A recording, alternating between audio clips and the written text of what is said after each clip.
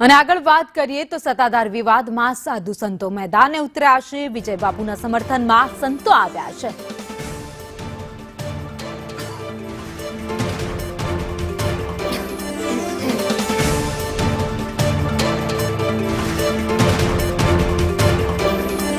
તો વિજય બાપુના સમર્થનમાં સંતો આવ્યા છે। ખાખી મઢીના મહંત સુખરામદાસ બાપુએ નિવેદન આપ્યું।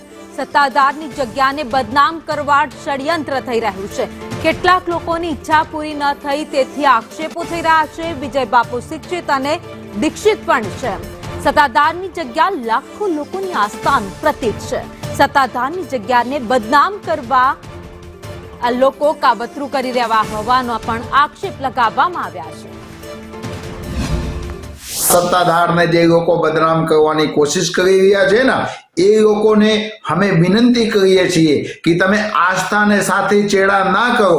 સત્તાધાર એકદમ બરોબર ચાલી રહ્યું છે અને સત્તાધારની અંદર જે મહંત છે પરમ પૂજ્ય શ્રી વિજય બાપુ સત્તાધારના સંચાલન ખૂબ સારી રીતે કરે છે।